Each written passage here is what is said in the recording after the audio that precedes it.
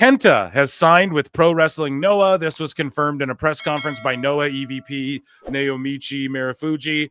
And so Kenta dropped the Defy Championship to Ricky Starks. Kenta gets signed by Noah. Ricky Starks the same day shows up in NXT, and he's still the Defy champion. So he's going to be making indie dates as an NXT guy.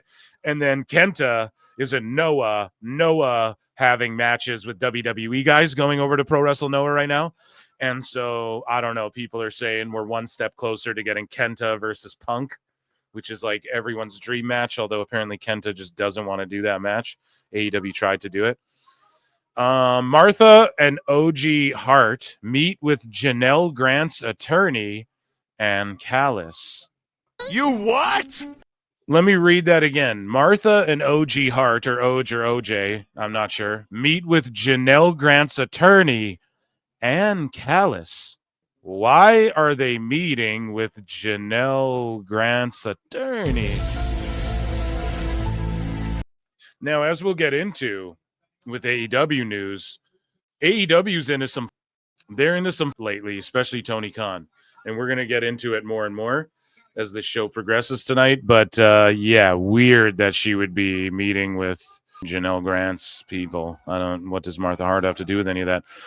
Do you think Ric Flair should step away from wrestling completely, or does he still have one last moment left in him? He revealed he had a heart attack and never knew it also. So he had a heart attack in the ring and he had one and he didn't know. So I would just say Flair. Just hang it up, buddy. You're done. It's all good. We love you. Your legacy is set. Be a WWE video game character and do legend, and put over the shop and just get people over, go on the kickoff panels. And Flair, you don't need to still get in the ring and die. No one wants that, okay? And yeah, so that was miscellaneous news. Let's head over and do some TNA news. Mike Gilbert, okay? So there were some changes in the office at TNA. I guess some people were laid off and they're getting new people in positions, etc. And Mike Gilbert says, I hate to be that guy, but today's changes in TNA does not mean that they are going out of business. They hired real pros with real experience who aren't pro wrestling lifers. Anthem is probably sick of a lot of the wrestling people. Sorry to disappoint. Also, WWE has no control of TNA. Sorry. So that's the whole thing, right? And we talked about it a long time ago when Ant Evans came on the show. He, of course, worked as fucking Scott D'Amore's right-hand guy in TNA at the time that AEW was doing the crossover and all that. And he was on the show and he was talking about how basically it's Anthem wants to go away from the wrestling guys. Scott D'Amore was like, well, I'm a wrestling guy. I can take it to the next level type. He even offered to buy it. That didn't work out. He went and started his own. And he's got a little partnership with AEW over there. And yeah, it's just basically Anthem and the wrestling lifers, quote unquote. Those people don't cross over entirely as far as like the way they all look at how business should be done. So basically Anthem's just trying to put people in a position that'll continue to elevate them. And I mean, there's no shame in that. It sucks if people were let go. I had no idea Christy Hemme was still even working for TNA, but it is what it is, bud. So Chris Bey, here's a happy story right here. Dashing Chris Bey. So he finally reveals what went down. A lot of people were being gross towards Bey and saying things like, oh, why does he need a GoFundMe and all that? They kept it close to the chest, respectfully and luckily and thankfully and all that stuff, because usually this stuff leaks. But yeah, dude, I said it on the show. Like, we don't even know if Chris Bey will ever be able to walk again. Okay, God forbid. And I'm just happy to show you guys this. He can. The dude can walk. His arms can move. He had almost likely no chance of walking again. The dude's getting up, walking around. Now, will he ever be in the ring again? Likely not, but what a legend right here. Air horns in the chat for Chris Bey. What a legend, bro. What a legend, bro. Look at that. Boom. Holy, I could cry, bro. Shout out Chris Bey, man. And so he gave a statement. I'm not going to read the whole thing, okay? You can go follow him and do that yourself. But he basically said, like, his arms were not able to work, so he didn't post an update. That's why. And basically he's able to text and he's able to walk now. They didn't think he'd be able to. He's just so grateful. Like, he was overwhelmed. He said too that he was embarrassed in the ring, that he couldn't move. Like, it was embarrassing. He couldn't finish his match. And it's just like, damn. And I love that he showed like his real human side. Like, dude, I was embarrassed. And, that's real life, bro. Like, a man that strong, dude, couldn't walk, couldn't feel below his neck, and he's embarrassed in that moment. Like, dude, what a soldier, man. So, yeah, I implore you, go follow at Dashing Chris Bey and read what he has to say. I won't read the whole goddamn thing. But, yeah, and support if you buy merch, if you support the GoFundMe, anything you can do to help out there. And thankfully, he can walk again. Will he ever get in the ring? I don't know, but God bless him. And, yeah, we're very thankful that Bey was able to, make it out, dude. That could have been a lot worse. We've seen a lot worse in the wrestling business too. So TNA Unbreakable. So speaking of an unbreakable spirit and an unbreakable person in Chris Bey, TNA Unbreakable will be a 3-hour live special on Thursday and kicks off the show with a 3-way Ultimate X match as tribute to AJ, Joe, and Daniels. April 17th. Man, there's so much good wrestling, so we're going to have to review that. I can't do a live watch along for that because I'm going to be doing so much during WrestleMania season. But yeah, I definitely cannot wait for that. That'll be awesome. Our last bit of TNA news here. Josh Alexander is slated to become a free agent within the next several days as his TNA contract expires.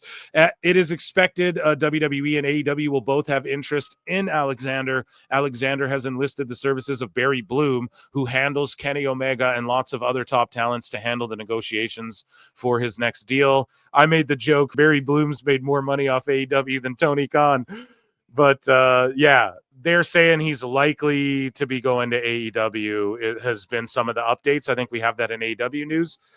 But who knows, man? They said that about the Motor City as well. And then they showed up in WWE. So the reason I think he'll end up in AEW is because he's tight with D'Amore, and D'Amore has Maple Leaf Pro, and they have a partnership, the way TNA and WWE does. So I think he's more likely to go there for that reason, but maybe not. Maybe he is like, look, I got one last run in me, and he's been backstage at WWE's. You got to remember that, like with his wife. And so, yeah, you got to think, and with Elimination Chamber in Toronto coming up, maybe that's where he just shows up on the main roster. Who knows?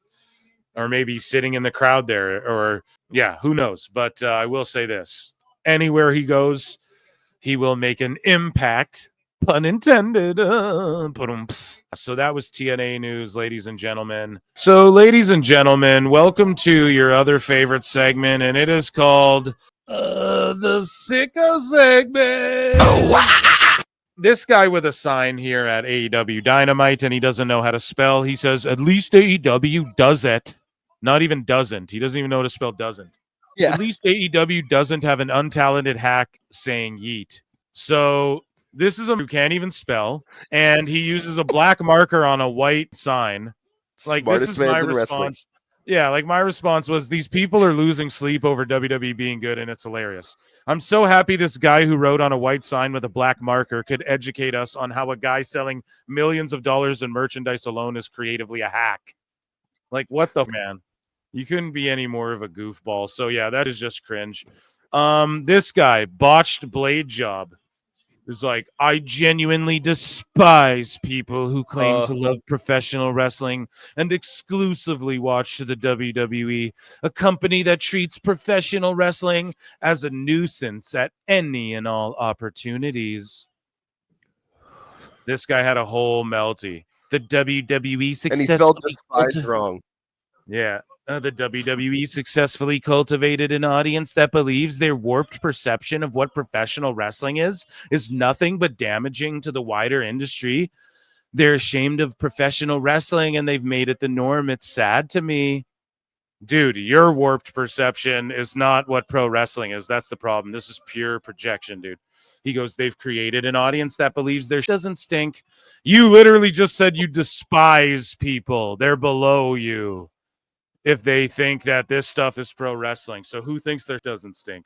But anyways, he's like, and they actively pick out the flecks of corn for a taste, disregarding the various delicacies the sport has prepared for them, while the company squeezing it out gloats about said eating at every given moment.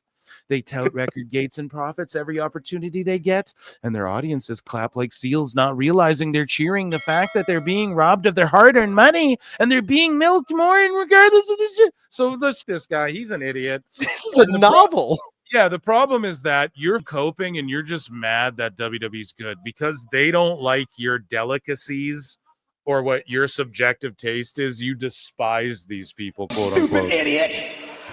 You're a clown and an immature bitch, and that's why people hate AEW fans is because of you.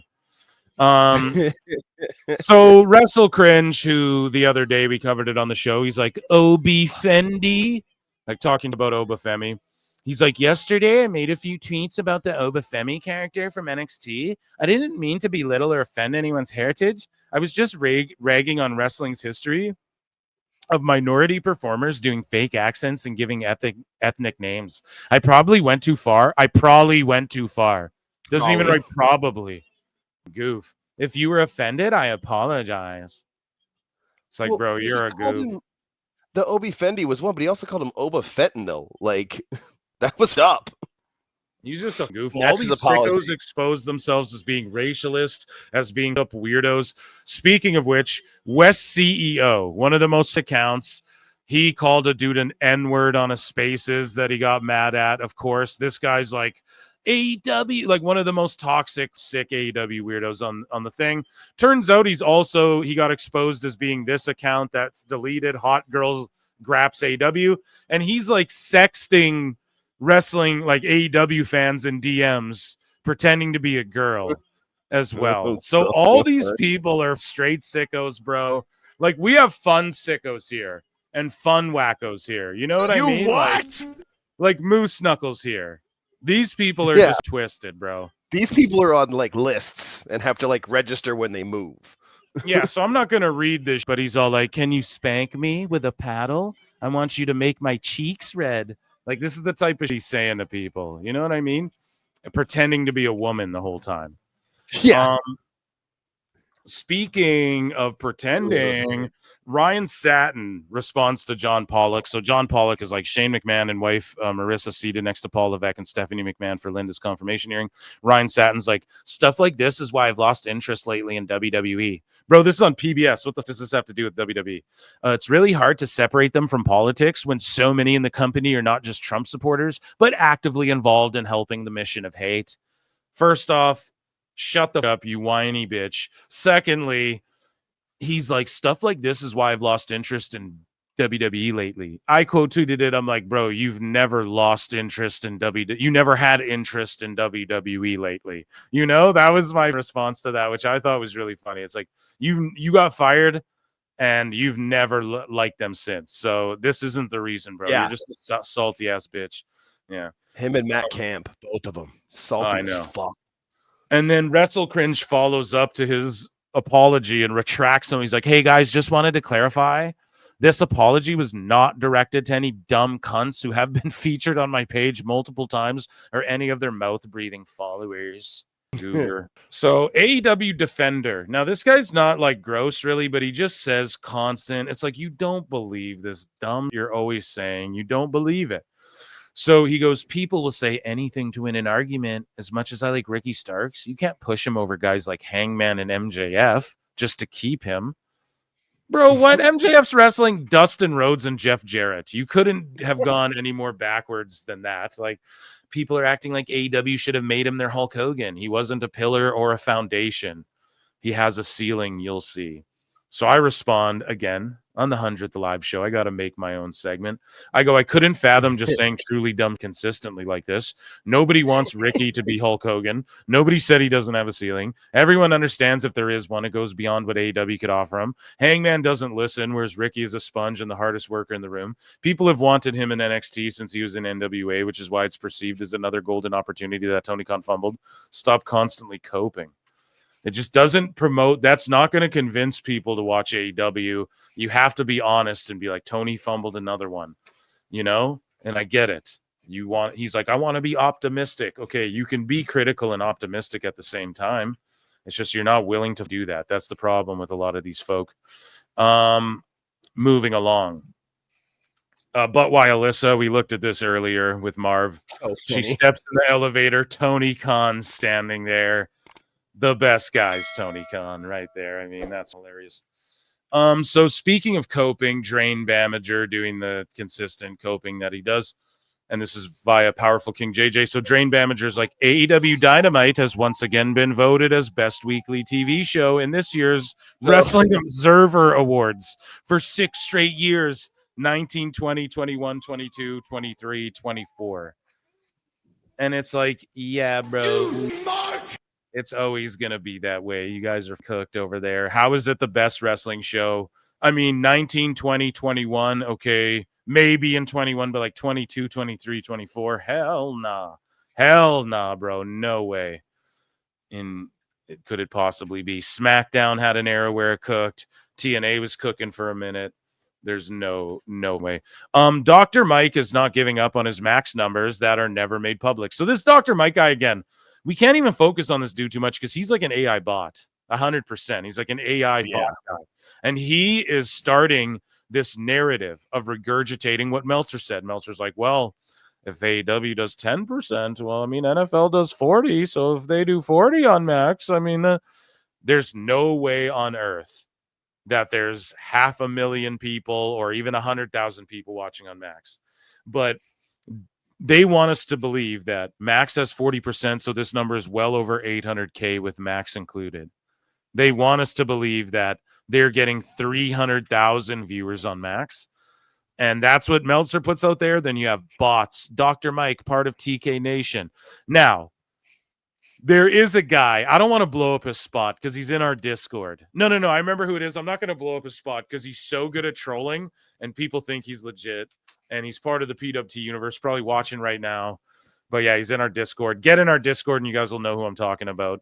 Who's like epic at trolling. Like Meltzer thinks he's being for real and it's so funny.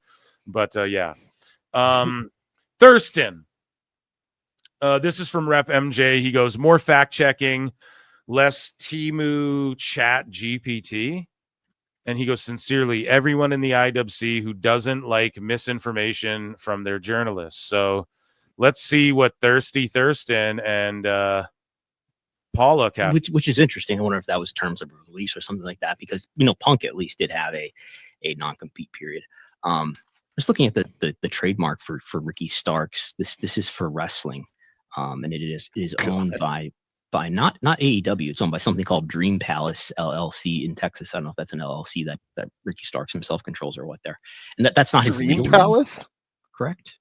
Ricky Starks. We'll check on that. Our producers will. Yeah, and they're just like, that's I think Dream Palace it's registered under. I don't know if Ricky Starks owned that because like that could be his LLC, whatever.